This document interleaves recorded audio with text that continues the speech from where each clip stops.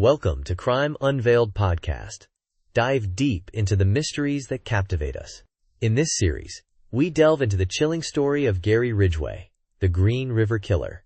One of the most prolific serial killers in American history. His reign of terror spanned decades, leaving a trail of victims and unanswered questions. We begin not with the shocking discoveries, but with the seemingly ordinary backdrop against which this horrific narrative unfolded. The Green River, a seemingly tranquil waterway flowing through Washington state, would become synonymous with death and despair. We will meticulously examine the circumstances surrounding these tragic events, exploring the complexities of the investigation and the lasting impact on the community. If you appreciate this episode, please consider liking and subscribing to support us. The Pacific Northwest in the early 1980s, a region of both breathtaking beauty and unsettling secrets.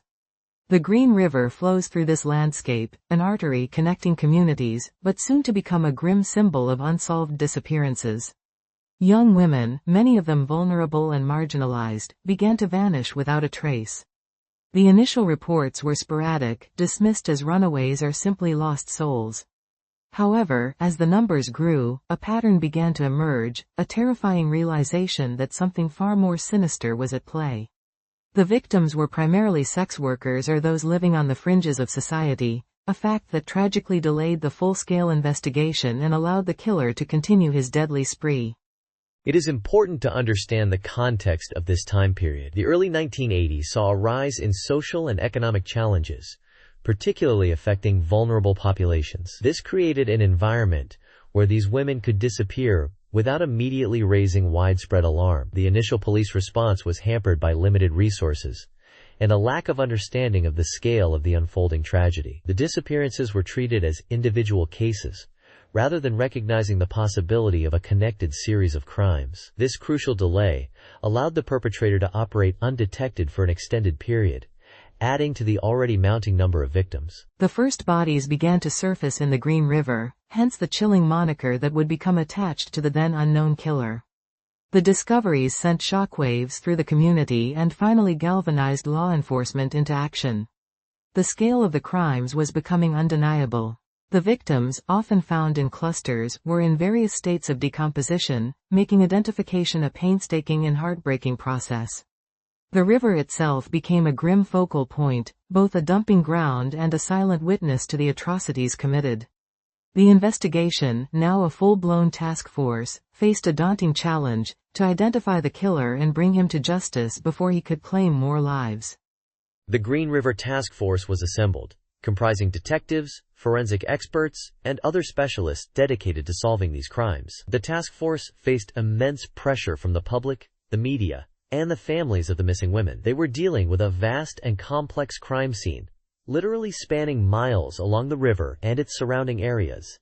The sheer volume of evidence to process, coupled with the challenging environmental conditions, made the investigation a monumental undertaking. Every piece of evidence, every witness statement, held the potential to be a crucial piece of the puzzle, but piecing them together was like searching for a needle in a haystack. The investigation was further complicated by the transient nature of many of the victims. Their lives often lacked stability, making it difficult to establish timelines and connections. Many had limited contact with family or friends, leaving investigators with few leads to pursue. The lack of reliable witness testimony further hindered the investigation. The killer seemed to operate in the shadows, leaving little trace of his presence. This lack of clear evidence made it difficult to develop a profile of the perpetrator, adding to the frustration and the urgency of the situation. Despite the formidable challenges, the task force remained committed to their mission. They meticulously documented every detail, painstakingly collecting and analyzing evidence. They interviewed countless individuals, hoping to uncover a clue that could lead them to the killer. Early leads and suspects emerged, some promising, others leading to dead ends. The investigation was a complex web of interconnected information, a constant process of sifting through data, evaluating theories, and pursuing every possible avenue. The weight of the case bore heavily on the investigators, the constant reminder of the lives lost and the families waiting for answers. Years passed, and the Green River killings continued. The fear and uncertainty gripped the region. The seemingly random nature of the disappearances only heightened the sense of dread. Women were afraid to go out alone, and a sense of vulnerability permeated the community. The ongoing investigation became a symbol of both hope and frustration, a testament to the dedication of law enforcement and the agonizing wait for justice. The case became a national obsession, drawing media attention from across the country. The pressure to find the killer intensified, yet he remained elusive, a phantom haunting the Pacific Northwest.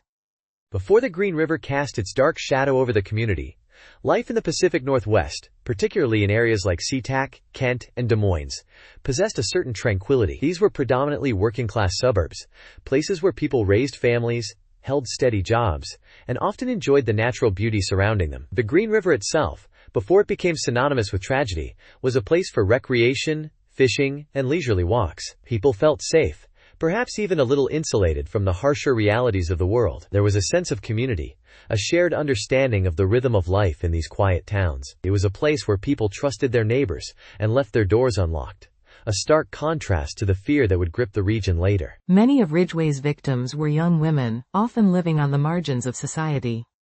Some were involved in sex work to survive, others were runaways seeking escape or opportunity. They frequented areas known for their transient populations, places like Pacific Highway South, a stretch of road dotted with motels and truck stops. They were often overlooked, their disappearances initially met with indifference or attributed to the transient nature of their lives. This, unfortunately, provided Ridgway with a degree of anonymity and allowed him to continue his predatory behavior for an extended period. Their families, however, held on to desperate hope, clinging to the belief that their daughters, sisters, and mothers would eventually return home. Imagine the typical summer evening in these towns before the fear took hold. The long daylight hours stretching into the late evening, children playing in the streets, the scent of barbecues drifting through the air, the distant drone of airplanes landing at SeaTac Airport. This was a backdrop against which ordinary lives unfolded. Lives that were soon to be irrevocably altered by the emergence of a predator in their midst. The feeling of safety, the trust in the familiar routines of daily life, these were about to be shattered. One can picture a young woman, perhaps recently arrived in the area, lured by the promise of a better life or seeking escape from a difficult situation. She might have been walking along Pacific Highway South, seeking shelter or a way to earn money. The traffic rumbling past, the neon signs flickering, the anonymity of the crowd providing a false sense of security. It is in these moments of vulnerability, in the shadows cast by the transient nature of the area, that Ridgway found his opportunity. The initial disappearances were met with a sense of bewilderment. Families reported their loved ones missing, but there was a lack of urgency in the early investigations. Some of the victims were known to be involved in sex work, and this sadly led to a degree of dismissal by some in law enforcement. Their lives were viewed by some as less valuable, their disappearances less significant. This societal bias undoubtedly contributed to the difficulty in apprehending Ridgway. The families of the missing, however, refused to let their daughters be forgotten. They organized searches, put up posters, and tirelessly advocated for a more thorough investigation. Their persistence was a testament to their love and their unwavering belief that justice would eventually be served. These families became a driving force, their grief and determination fueling the long and arduous process of bringing Ridgway to justice. As the number of missing women grew, a pattern began to emerge. Most of the victims were young, many were involved in sex work, and they were often last seen in the same general vicinity, along the strip of Pacific Highway South. This pattern, initially overlooked, would become a crucial piece of the puzzle in identifying the Green River Killer. The realization that a serial predator was operating in their midst brought a chilling fear to the community, transforming the once peaceful landscape into a place of unease and suspicion. The fear that permeated the community was palpable. Women became afraid to walk alone, particularly at night. The once familiar streets and parks now held a sense of danger. The trust that had once bound the community together was eroded by the realization that a predator was living among them, hidden in plain sight. The disappearances cast a long shadow over the lives of everyone in the area, forever changing the way they perceived their surroundings and interacted with each other. We left off discussing the eerie quiet that seemed to fall over the Green River area in the early 80s. A place known for its natural beauty, its fishing, its sense of community, suddenly felt different. People still went about their daily lives. Children still played in the parks. But an underlying tension had begun to weave its way into the fabric of the community. It's almost as if the very air had changed, thickened with an unspoken fear. The disappearances, initially sporadic and seemingly unconnected, began to form a disturbing pattern. Young women, often involved in sex work or living on the margins, were vanishing without a trace. The Green River, once a symbol of life and tranquility, now held a sinister undercurrent. And that's precisely where the unease began to fester. The river, so integral to the area's identity, became a source of dread. Fishermen, once eager to cast their lines, now felt a chill in the air, a sense of being watched. Families picnicking along the banks couldn't shake the feeling that something was amiss. The ordinary had become extraordinary, tinged with the unsettling knowledge that young lives were being extinguished, their bodies discarded in the very waters that had once brought so much joy. The Green River, a source of life, had become a silent accomplice to death. This transformation of a beloved landmark is perhaps one of the most chilling aspects of this case. It's a classic example of how violence can shatter the idyllic image of a place. The Green River killings didn't just claim the lives of the victims.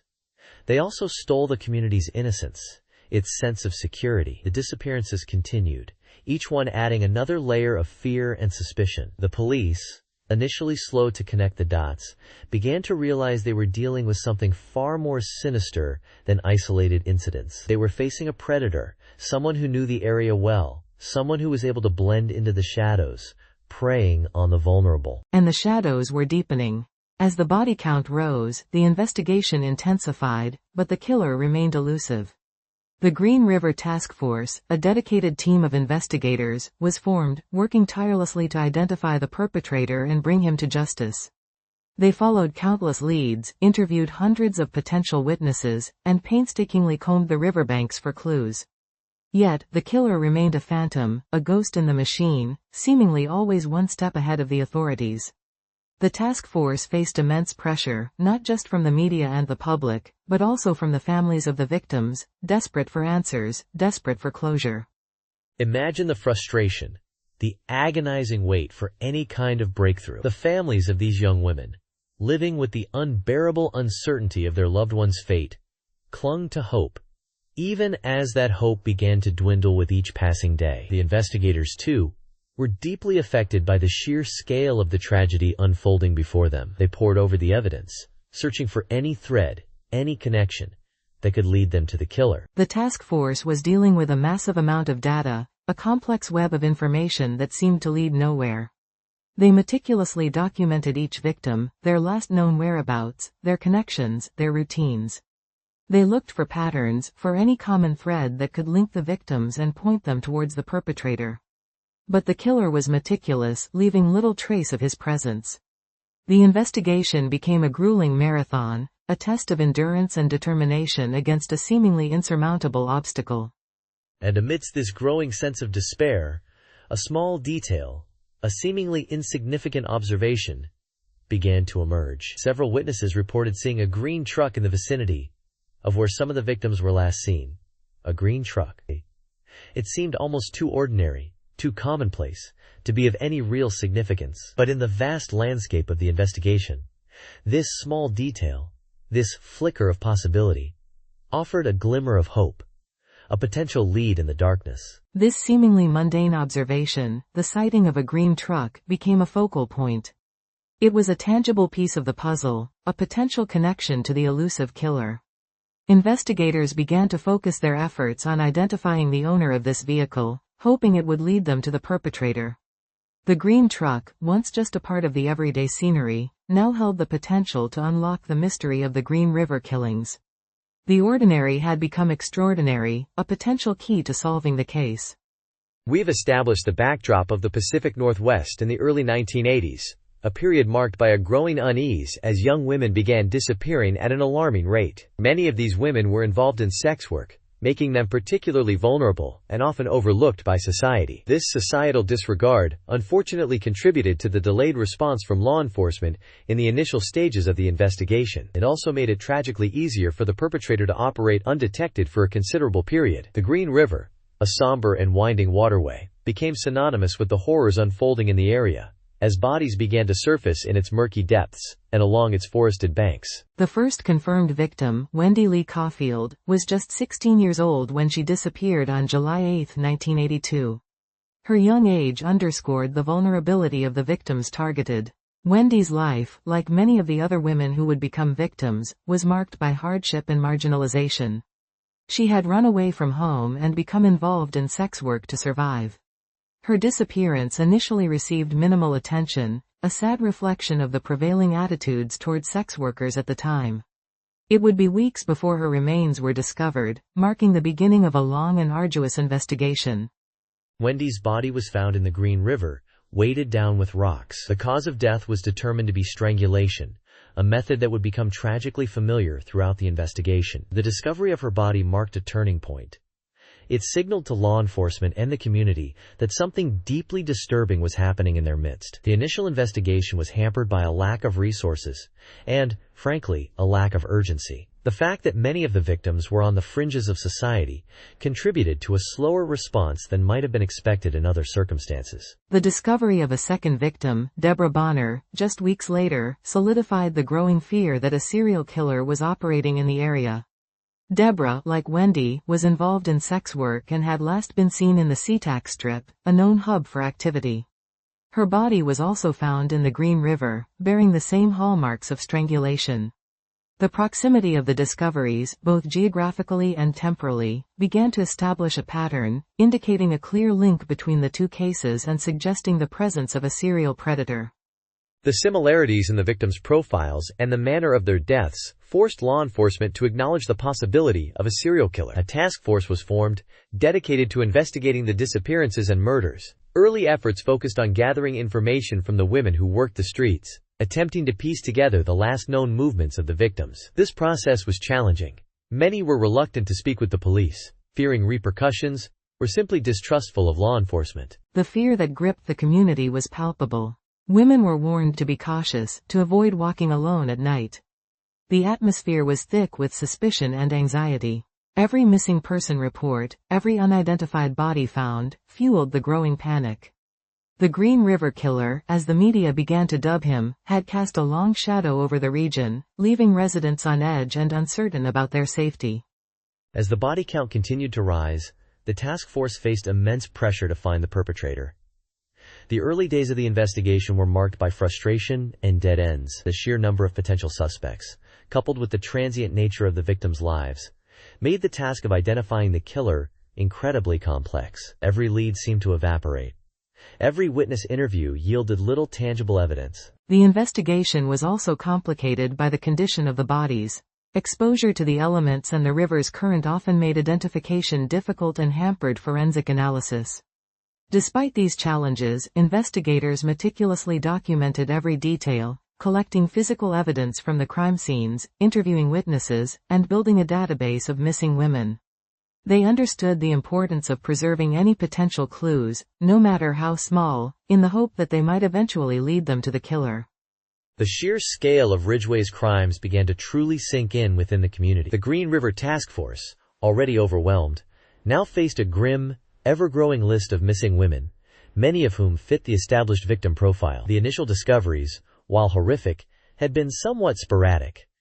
Now the frequency was increasing, painting a terrifying picture of a predator operating with impunity. A palpable fear gripped the region, particularly among women who frequented the Pacific Highway South Strip, the area Ridgway was known to target. The once familiar landscape transformed into a place of lurking shadows and unspoken dread. Families of the missing clung to dwindling hope, while the investigators grappled with the enormity of the task before them, the search area vast, and the killer seemingly invisible. The atmosphere in the area became heavy with suspicion and fear. The once vibrant and bustling Pacific Highway South corridor became a ghost of its former self. Businesses suffered as people avoided the area, fearing they might become the killer's next target. The trust within the community eroded as everyone became a potential suspect, every stranger a potential threat. Families of the missing began their own desperate searches, plastering the area with missing person posters, organizing community searches, and holding vigils. The media coverage intensified, bringing national attention to the escalating crisis. This heightened awareness, while crucial for spreading information, also contributed to the sense of panic that pervaded the region. Every news report served as a chilling reminder of the unseen predator lurking in their midst. The task force faced immense pressure to find the perpetrator and bring him to justice. The mounting number of victims, the lack of concrete leads, and the widespread fear created a perfect storm of stress and urgency. They were working around the clock, pursuing every tip, no matter how small, following every thread of evidence, hoping it would lead them to the Green River Killer. The sheer volume of information pouring in was overwhelming, but they meticulously documented every detail, knowing that even the smallest piece of information could be the key to solving the case. The task force was also battling against time, aware that with every passing day, the chances of finding the victims alive diminished drastically. One of the most challenging aspects of the investigation was the nature of the crime scenes themselves. Many of the bodies were discovered in remote, wooded areas along the Green River, often in varying states of decomposition. This made the recovery and identification process incredibly difficult, hampering the investigators' ability to gather crucial forensic evidence. The elements had taken their toll, obscuring potential clues and making it harder to establish a precise timeline of the murders. The challenging terrain and the sheer size of the search area further complicated the investigation, requiring extensive resources and manpower. The task force utilized aerial photography, ground searches, and cadaver dogs in their relentless pursuit of the killer and his victims. The investigation was also hampered by the transient nature of the victims. Many were young women who had drifted to the area, often involved in sex work or struggling with addiction. This made it difficult to track their movements and establish clear timelines of their disappearances. Some victims had limited contact with their families, making it harder to identify them and gather information about their lives and last known whereabouts. This transient lifestyle, while not a factor in their victimhood, presented a significant challenge to investigators piecing together the puzzle of their final days. The lack of stable addresses and consistent social connections made it difficult to establish a pattern and narrow down the search area. The Green River killings had a profound and lasting impact on the Pacific Northwest. It shattered the illusion of safety in a region known for its natural beauty and relatively low crime rate. The fear that gripped the community during the height of the killings lingered for years, leaving an indelible mark on the collective psyche. The case also exposed the vulnerabilities of marginalized communities, highlighting the dangers faced by women involved in sex work and the difficulties in getting their disappearances taken seriously. The Green River Killer case became a stark reminder of the dark underbelly of society and the importance of protecting those most vulnerable. The early years of the investigation were marked by frustration and dead ends.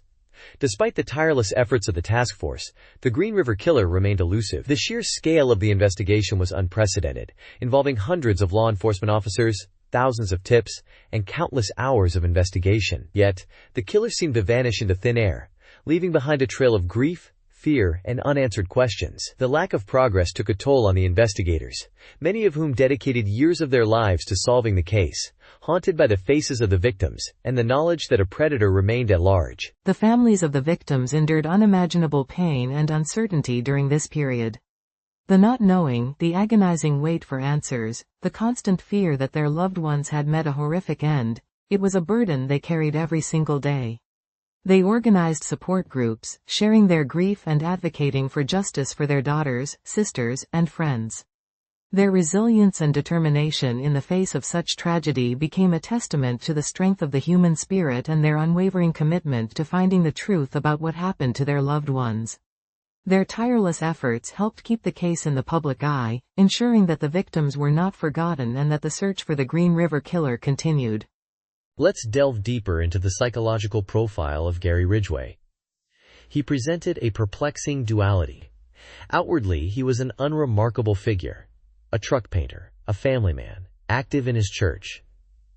Neighbors described him as quiet, even friendly. He seemed to blend seamlessly into the suburban landscape, the very definition of ordinary. This outward persona starkly contrasted with the horrific nature of his crimes. How could a man who appeared so normal on the surface harbor such deep-seated darkness? This is a question that has puzzled investigators and psychologists alike. Understanding this contradiction is crucial to piecing together the puzzle of the Green River Killer. The contrast is indeed chilling. Ridgway's seemingly stable life, his involvement in community activities, and his long-term relationship with his wife created a facade of normalcy. This outward appearance likely helped him evade suspicion for so long. He was a master of deception, blending into the background, appearing harmless. This allowed him to continue his predatory behavior undetected for years. The dissonance between his public persona and his hidden depravity is a hallmark of many serial killers. They often lead double lives, concealing their true nature behind a mask of respectability. This makes them incredibly difficult to identify, as they don't fit the stereotypical image of a violent criminal. One key aspect of Ridgway's psychological makeup was his deep-seated insecurity and need for control. He reportedly felt inadequate and emasculated, especially in his relationships with women. This insecurity may have fueled his violent acts, offering him a perverse sense of power and dominance. He chose vulnerable victims, often sex workers or runaways, who were less likely to be missed, and whose disappearances might not be thoroughly investigated. This selection process itself speaks volumes about his predatory nature and his desire to exert control over his victims. His need for control extended beyond the act of killing itself. He often revisited the dump sites where he disposed of his victims' bodies, sometimes even engaging in necrophilic acts. This behavior suggests a compulsion to relive the crimes and maintain a connection to his victims, further demonstrating his distorted sense of power and possession. This ritualistic behavior is often observed in serial killers and provides further insight into their disturbed psychology. It's a macabre expression of their dominance and their need to retain control even after death. Another critical element in understanding Ridgway is his apparent lack of remorse or empathy. During his confession, he described his victims as mere trash, dehumanizing them and minimizing the gravity of his actions. This chilling detachment allowed him to commit such horrific acts without seemingly experiencing any significant emotional distress. It's a disturbing characteristic common among serial killers, allowing them to compartmentalize their actions and avoid confronting the moral implications of their crimes. This lack of empathy is often linked to a history of childhood trauma or neglect. While the specific details of Ridgway's early life are complex, some reports suggest a troubled upbringing marked by conflict and potential abuse. These early experiences may have contributed to his distorted worldview and his inability to form healthy attachments. It's important to remember that while exploring these factors can provide some context, it does not excuse or justify his actions in any way. Absolutely. Exploring these psychological factors is crucial for understanding the motivations and behaviors of individuals like Ridgway. However, it's essential to avoid falling into the trap of excusing their crimes. Ultimately, Ridgway was responsible for his actions, and the victims and their families deserve justice and remembrance. The focus should always remain on the devastating impact of these crimes on the lives of those affected. Precisely. While delving into the psychological complexities of the perpetrator can be illuminating, it's paramount to remember the human cost of these crimes. The victims were not just statistics or objects in Ridgway's twisted narrative. They were daughters, sisters, mothers, friends, individuals whose lives were tragically cut short. Their stories should never be forgotten. In the early 80s, the Green River Task Force faced immense pressure to solve the escalating murders. They employed various strategies, including aerial surveillance, undercover operations, and extensive interviews. One of the more controversial tactics involved employing psychics, hoping for a breakthrough, but this ultimately yielded no credible leads. The task force also focused heavily on analyzing the geographic clustering of the bodies found near the Green River. They meticulously mapped the locations, trying to discern patterns in the killer's disposal methods. This led them to identify certain high-risk areas, but it didn't immediately lead to an arrest. The sheer volume of evidence collected was overwhelming, and the lack of sophisticated forensic techniques available at the time hampered their progress. The investigation was further complicated by the emergence of several taunting communications. A letter purportedly written by the killer was sent to a local newspaper, containing details only the perpetrator would know. This fueled public fear and intensified pressure on the task force. However, the authenticity of the letter remained uncertain, and investigators spent considerable resources trying to verify it. Similarly, a series of cryptic phone calls were received by some victims' families, claiming responsibility for the murders. These calls, filled with chilling details, were traced to public payphones, adding another layer of complexity to an already bewildering case. These communications, whether genuine or hoaxes, diverted crucial investigative resources and sowed seeds of distrust within the community. Amidst the despair, there were moments of fleeting hope. In 1982, a woman matching the description of several victims was seen getting into a pickup truck, resembling one owned by a prime suspect. This led to a period of intense focus on this individual, involving surveillance and interrogations. However, despite extensive efforts, the evidence linking him to the crimes was circumstantial and ultimately insufficient. The initial optimism surrounding this potential break in the case quickly faded, leaving investigators and the public disheartened. The suspect was eventually cleared, but the incident underscored the challenges faced by the task force in sifting through a vast pool of potential leads. The case also saw its share of missed opportunities. In 1983, Gary Ridgway, who was later identified as the Green River Killer, was actually questioned by police after a prostitute working in the SeaTac Strip, a known high-risk area, was found murdered in his truck. He passed a polygraph test and was released. This near miss highlighted the limitations of relying solely on polygraph evidence and the crucial role of other forensic techniques. Ridgway's ability to deceive investigators early on allowed him to continue his killing spree for several more years, deepening the tragedy of the Green River murders. Another frustrating aspect of the investigation was the sheer number of false confessions and tips that poured in. The widespread media coverage of the case led many individuals, seeking attention or motivated by other reasons, to provide misleading information. These false leads, though well-intentioned in some instances, consumed valuable investigative time and diverted resources away from genuine leads. The constant influx of misinformation made it incredibly challenging for the task force to discern credible information from the noise. The task force, while initially overwhelmed, began to implement new investigative techniques. They started constructing psychological profiles of the killer, hoping this would help narrow down the suspect pool. They consulted with experts in criminal psychology and forensic science, incorporating their insights into the investigative strategy. While profiling provided some general characteristics, it wasn't precise enough to pinpoint the killer. The inherent limitations of profiling, coupled with the vastness of the potential suspect pool, meant that the Green River Killer remained elusive despite these efforts. The sheer scale of the investigation was unprecedented. Thousands of individuals were interviewed, hundreds of search warrants executed, and countless pieces of evidence collected and analyzed. The task force employed innovative strategies, such as creating a database to track all information related to the case. Despite these immense efforts, the killer continued to evade capture, leaving investigators and the public increasingly frustrated and desperate for answers. The years dragged on, and the Green River Killer remained a phantom, casting a long shadow over the Pacific Northwest. The mounting pressure to solve the case led to internal conflicts within the task force. Different theories and investigative approaches clashed, causing friction among team members. The emotional toll of working on such a horrific case for years, coupled with the lack of significant progress, took a heavy toll on the investigators. Despite these challenges, the task force remained committed to finding the perpetrator and bringing justice to the victims and their families. They knew that every piece of evidence, no matter how small, could potentially hold the key to unlocking the mystery of the Green River Killer. The Green River killings cast a long, dark shadow over the communities south of Seattle. The disappearances, initially of young women often involved in sex work, created an atmosphere of fear and uncertainty. Families were left in agonizing limbo, not knowing the fate of their loved ones. The constant media coverage, the public appeals, the ongoing investigation, all of this contributed to a pervasive sense of unease. People were afraid to let their daughters go out alone. The social fabric of the community was frayed, trust eroded.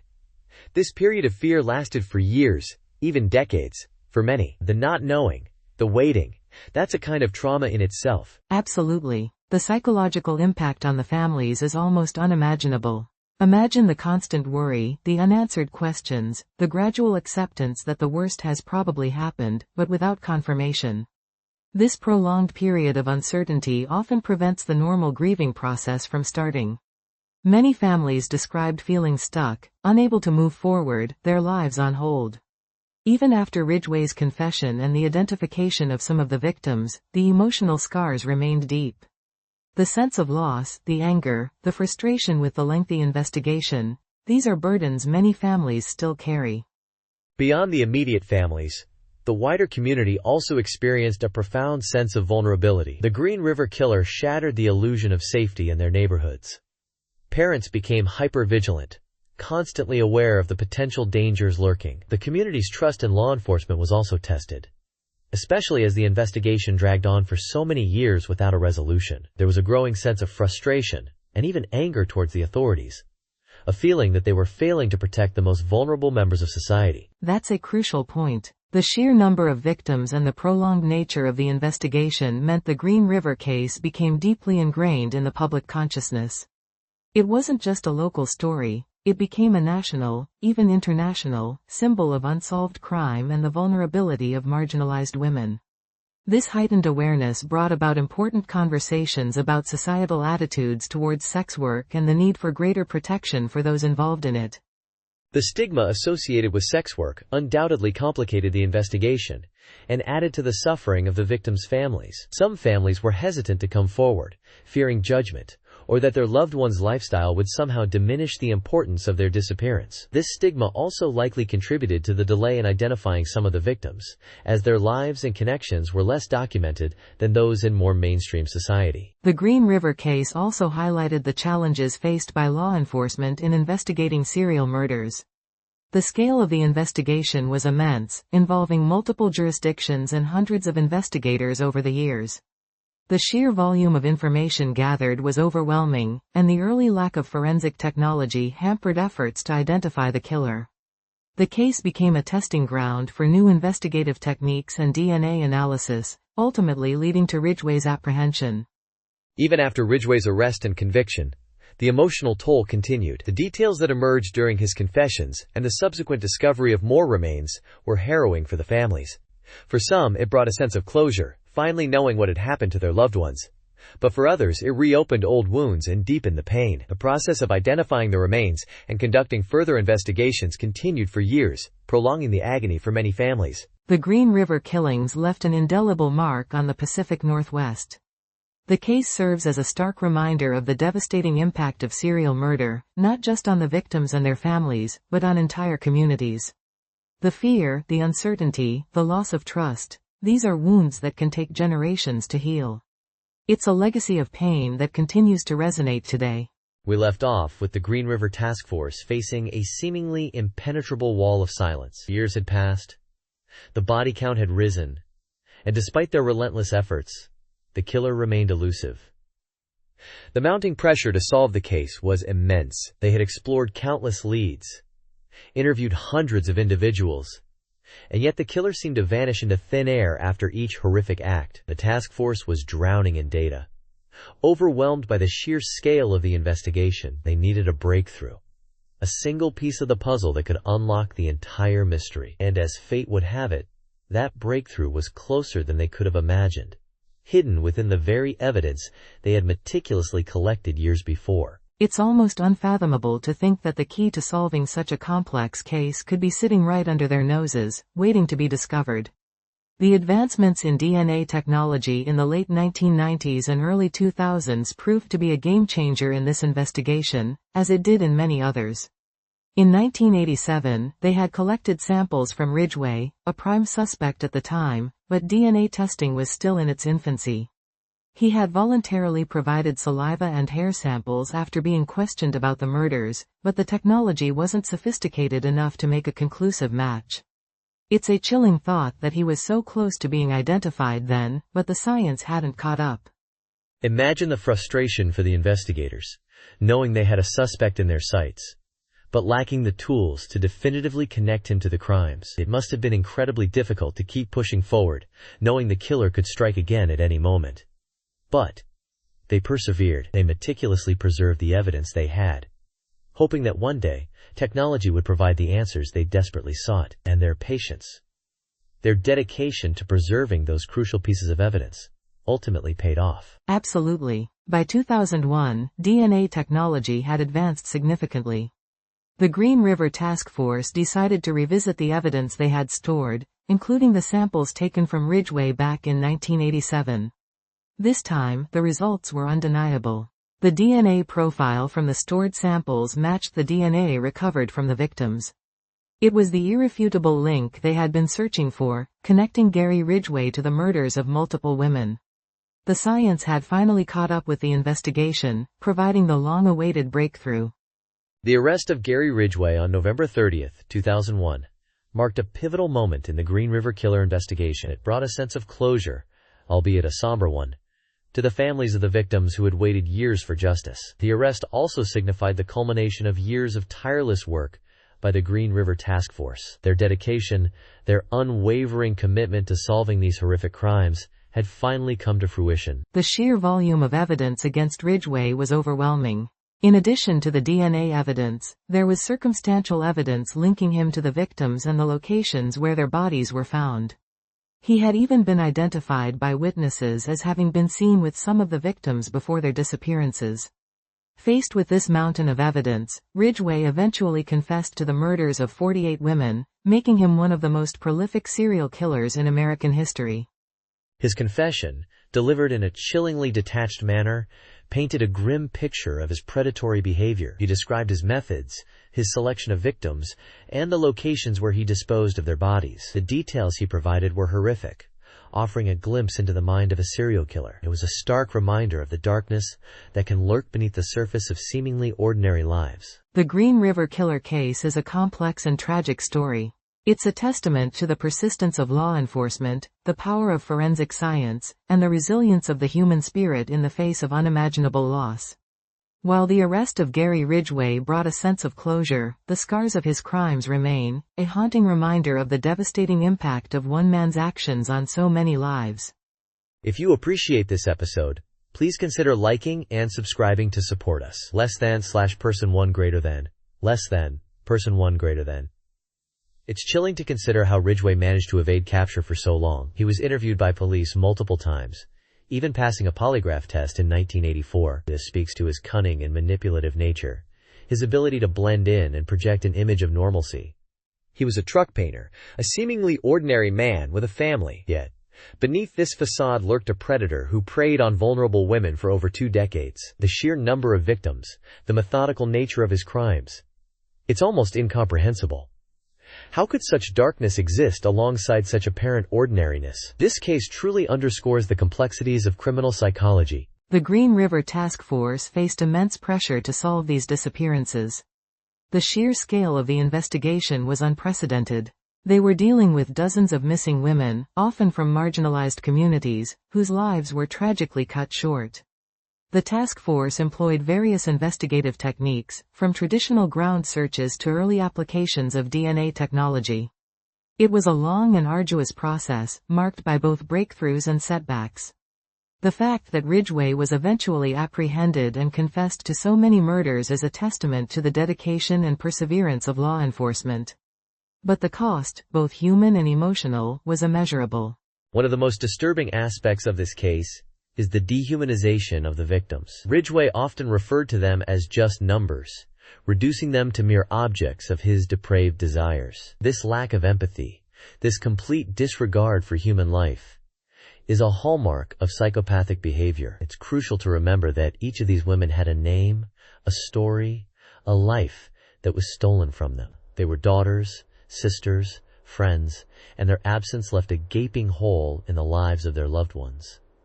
We must never forget the human cost of these horrific crimes. The impact of Ridgway's crimes extended far beyond the immediate families of the victims. It instilled fear and mistrust in the entire community. Women, particularly those living on the margins, were understandably terrified. The sense of safety and security was shattered. The Green River Killer case serves as a stark reminder of the vulnerability of certain populations and the systemic failures that can contribute to such tragedies. It also highlights the importance of continued vigilance and advocacy for those who are most at risk. Even after Ridgway's conviction, many questions remain unanswered. The full extent of his crimes may never be known. There are likely victims who have never been identified, their stories lost to time and circumstance. This is a sobering thought, a stark reminder of the limitations of our justice system and the enduring pain that these unsolved cases represent. It leaves us grappling with the unsettling reality that some secrets may forever remain buried. Ridgway's ability to maintain a seemingly normal life while committing such heinous acts is a chilling example of the duality of human nature.